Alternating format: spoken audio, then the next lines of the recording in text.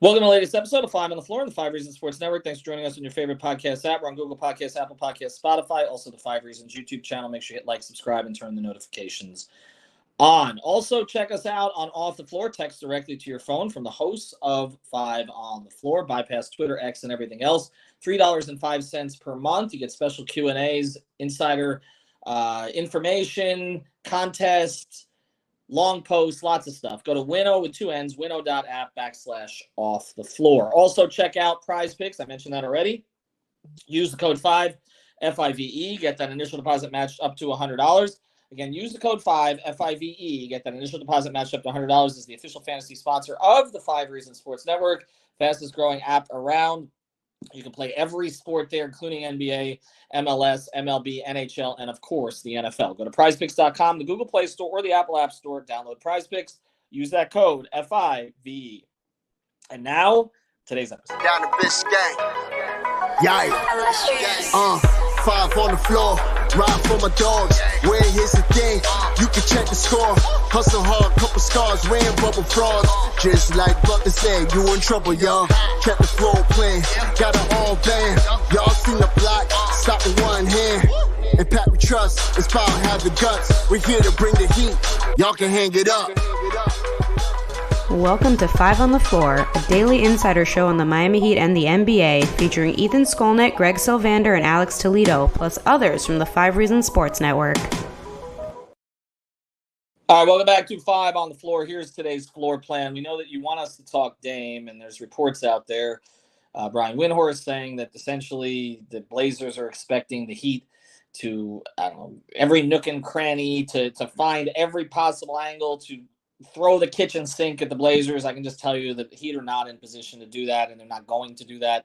I'm not questioning Brian's reporting. Brian, unlike Woj, does have connections with the Heat organization, but to me, it's still posturing. As far as I know on the Heat side, they are not inclined, and I've said this before, and this is a direct quote that you guys can all use.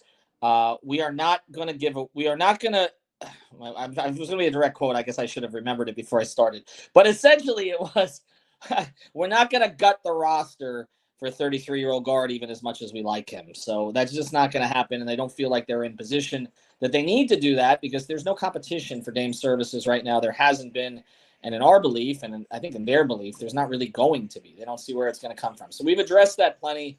So today's floor plan, we're going to get into a guy who we know is going to be on the roster. We did a little bit on him when he signed with the Miami Heat. Of course, a lot of you are familiar with him already. Drafted 40th overall all the way back in 2015. Came in and played a role on a 15-16 team along with Justice Winslow off the bench. Emerged as a guy who was a core player for the Heat. In fact, at times he was the number one option, even though he's miscast in that role. Bounced around, I guess, to 4 other teams after leaving Miami, and is now back in Miami because Eric Spoelstra had a long conversation with him and convinced him to take the minimum to come home, and he does consider it home here, and that's Josh Richardson. So I've got Brady Hawk. We're going to talk with him at Brady Hawk 305. That's where you can follow him, and Alex Toledo you can follow at Tropical Blanket. And I'll just start here, guys. Everybody I've talked to in the Heat organization has projected him as a starter. And I don't know that that's necessarily the way it's going to go, but it seems like with Dame or without Dame, it's a little bit more complicated if, say, you had Dame and still had Tyler Hero, and then that's a conversation that needs to be had about whether Josh starts and Tyler accepts a bench role and maybe plays 32 to 34 minutes off the bench and they stagger and all that. But whether you have Dame, if you have Dame or Hero, but not the other, it's pretty clear Josh is going to start at the 2. So let's go there. Are you guys comfortable with that before we get into what kind of a player he is? Brady. Definitely. I think he's somebody, especially in an instant. Let's just say Tyler or Dame. It's a guy that doesn't demand the ball, even though they forced him to have the ball when he was here last in Miami. And I think that's what everybody remembers most, was him just kind of having the ball, high usage, playing point guard, running most of their actions, running pick and rolls, which he still can do. But he doesn't demand it, where he could kind of just play his defensive role, but also play spot up and then can kind of bounce off point guard duties with Tyler, if it's potentially that type of lineup where they're both in the backcourt. So it does make a lot of sense for him to start. I think my instance, let's say where we're talking about the state of no Dame, because I feel like we have to do this every single podcast, no Dame or with Dame. no Dame, I think Caleb's off the bench, and I think it makes a lot of sense to stagger those two. Like if you could put Jay Rich or Caleb on the floor at all times, it gives you like a similar build and the guys that can kind of play from similar spots offensively, even though I don't think they're the same player and they do a lot of different things. They do similar things defensively with the ways the positions they can guard. I think Caleb can guard up a little bit more, but offensively they do similar stuff. So the starting thing makes a lot of sense. He can bounce off a lot of these guys. I think what we've talked about, I think we talked about Jay Rich on that one episode where we did 2-man groups, because I think he makes a lot of sense with Jimmy. I think Jimmy's one of the underrated aspects with him, just because that's one of the guys we haven't seen him play because he was traded for him. So I think they can bounce off each other on both sides of the floor pretty well. I've said before, it makes sense defensively because what Jay Rich does best defensively is on ball, and what Jimmy Butler does best defensively is off ball and reading passing lanes. So it almost feels like a perfect fit. So I think you're going to see those guys' minutes kind of glued together at some points in the regular season, because I feel like that's going to be one of those things where we're sitting here on podcasts in the middle of the season looking at random defensive rating stats, 2-man lineups, and they're going to be really good together. So he just makes a lot of sense with a lot of different groups because he's an easy player to fit in with. You're muted. Alex, when Josh was traded, there was some concern from Heat fans that he was going to blossom in some way, that he would show himself to be better. Sounds familiar. Right. It never happens when players leave the Heat, and it didn't happen with him. And I just wonder, in your view, do you think that it didn't happen with him because there wasn't really much more to bring out, that essentially he is a complimentary player? Maybe not the projection. I don't think people were saying he was a superstar, but I think they started to see maybe a little bit more star quality in him than ended up coming out in Philadelphia and Boston and New Orleans and and San Antonio. Or do you think, again, it's a result of not being here? Well, I think to some extent it's a little bit of both. And the reason I say that, not to sound like, too much of a cop-out answer, is I do think what you're saying is true on both ends. It's like, yeah, I think he did cap out as, like you said, just a complimentary role player who, I wouldn't call him an elite role player, but I guess you can call him, a very good one, right? Who I think if he was a little bit more offensively consistent, this would be a kind of a grand slam at the veteran minimum. And even now, I think it's a home run at the least as a veteran minimum value. And the fact that we're talking about this guy, and like you're saying, people inside the organization are talking about this guy as a starter, like it tells you something about where he stands with them. And I think it is unfortunate that he's kind of bounced around so much because he hasn't done so great everywhere. But I do think, like you said, he is very complimentary. He's been here before, and I do think he fits a pretty clean role, whether or not Dame is here. And I know we might talk about that later on, but I think right now with the team as it stands, they're pretty deep, and they can do a lot of different things with the rotation. But I think the cleanest way to probably incorporate most of the guys you want to with the minutes that they probably deserve, aka like how do you play both Kevin Love and Thomas Bryant, how do you fit in the other front court players, for example, is to start one of those bigs, right, with Love or Bryant. And like Brady was talking about, you stagger Caleb and Josh, although I'm definitely not against starting Josh and Caleb together. That'll be right. But I think the more likely route is, you see those units throughout a game, but Love probably plays to start the game, as we talked about before. Maybe gets the Myers role, and I think Josh is just a cleaner fit, probably the easier fit into the starting lineup. But again, I've said before, if they want to start Caleb at the 2, bring Josh off the bench, I'm okay with that too. I just think they have a lot of depth right now, and Josh would serve them, really well in either way. Brady, the 3-point shooting with Josh, we saw it when he was a rookie. He came up from the G League and he had this month. He just went nuts. I mean, he was the best 3-point shooter in the league for about a month. It flattened out a little bit, but it's been pretty good on moderate attempts over the past couple of years. I would assume that if he's going to be in that starting lineup with Dame or with Tyler, he's going to have a shooter next to him. But Jimmy's a non-shooter, at least from deep. Bam's a non-shooter from deep. I don't know that they're going to do high volume with Kevin Love or whoever else is there at the 4. Do you expect that Spo is going to try to get Josh's attempts up from deep? And how do you think that will play from an efficiency standpoint? Yeah, I don't know if it's even going to be Spo trying to get his attempts up, but I think he's naturally just going to have attempts up because this is the best potential three-point shooting role he's going to have in his career. Like with thinking back to the Miami stint, it was a lot of tougher looks in these other systems. He wasn't prioritized as a role player. This is a scenario where he's going to be prioritized as a role player, and you're kind of have 3 or 4 guys that are going to be more on ball than him, that are going to basically be creating and kind of forcing those looks. And he's going to be, I thought it was weird when we were comparing him to like Max's role and these type of roles, because he's not that, like he's not just a set shooter, but he has shot the ball decently well. And he's, even since joining Miami, since leaving Miami, he's shot close to 40% multiple seasons. Like he's shot the ball really well.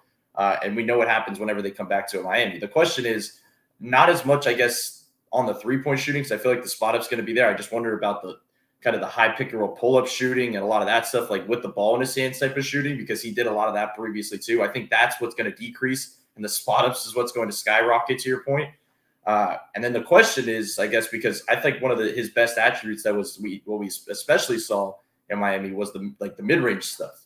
And I wonder how much of that Spo's going to control. Like I feel like that's going to be the thing that he either pulls back or he pushes forward. But I think it depends actually if Tyler's in Miami or not, because if it's the Tyler scenario, that's a lot of mid-range shots to go around, because they have a lot of drop killers kind of get to those spots.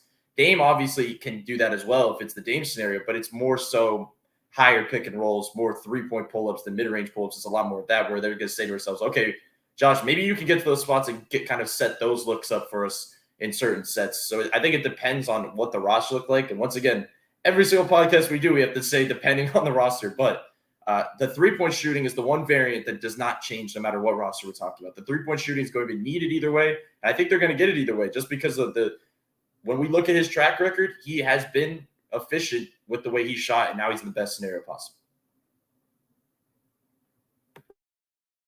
And he is 30 years old now too. He is a different player from when he left. And I think, and this is what I want to get into after the break, I think a smarter player in some situations because of some of the circumstances he's been in. And I want to get to that because I feel like the criticism of Josh when he was here was that he would make that play down the stretch that you just didn't understand what he was doing. And this is a guy who's like a high IQ person in general, but the basketball IQ sometimes was lacking in comparison. There's a lot of players who are the opposite. He tends to be that. So I want to get into that after the break. I do want to mention a couple sponsors of the 5 Reasons Sports Network. Our friends over at Water Cleanup of Florida. They're your friends if you have leaks or mold damage, water damage, any of that kind of stuff. Reach out to them after a problem, but also reach out to them before you have a problem, because we know the insurance companies don't always take care of everything for you.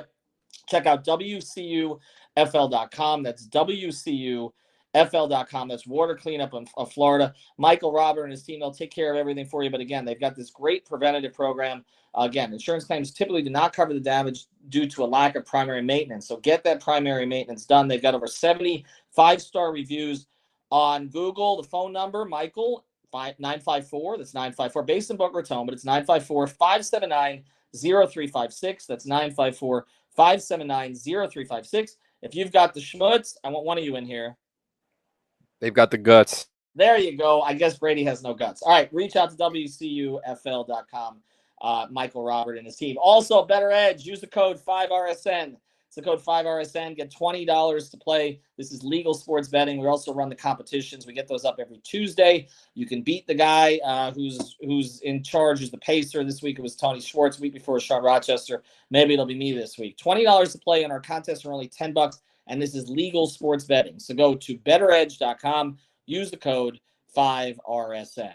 Let me get to that part, Alex, because one of the criticisms of Josh was he'd step out of bounds at the end of the game. He'd make a pass you really couldn't understand. Do you think if he's a closer with this team, but it's not on him, it's on Jimmy, it's on Bam, and maybe it's on Dame and or Tyler, are you more comfortable with Josh in those situations? Absolutely.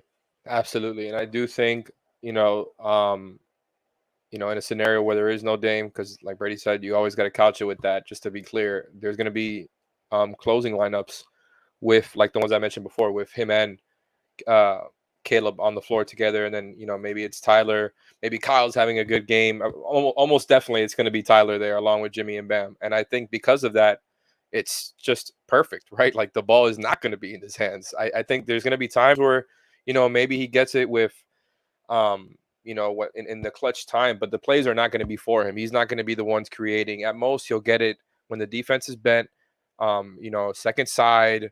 He's going to be the one attacking off closeout, similar to what Caleb has done. I think that's the type of role that fits him really well. Attacking the catch.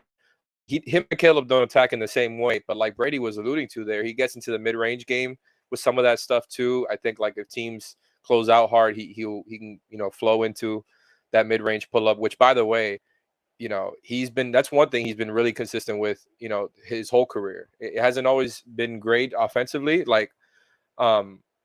but the mid-range stuff has been in a pretty, like 70th or higher percentile for pretty much throughout his whole career, other than the first couple of seasons. So that includes, the four or five other teams he's been on since he left Miami, and all, different types of roles.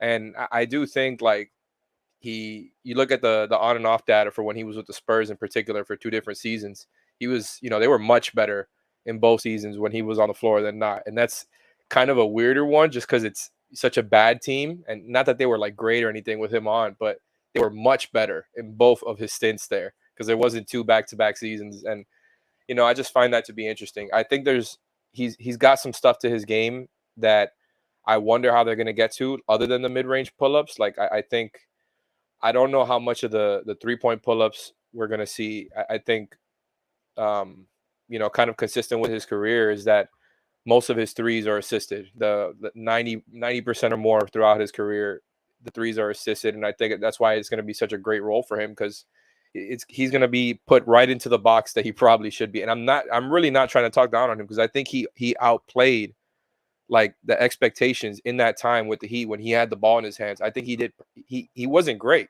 We saw that he wasn't meant to be in that role, but it did help develop, like getting those reps. It develops that IQ, and obviously he's just bounced around ever since. I think he's going to come back probably more sharpened, more solid, and just a better fit for that role even than he was back then. And I just think now, like without that playmaking burden, it's going to be a nice sweet spot for him. And I wouldn't be surprised if he's a consistent closer along with Caleb, along with Tyler, etc. Like I think that would be the lineup if there's no Dame.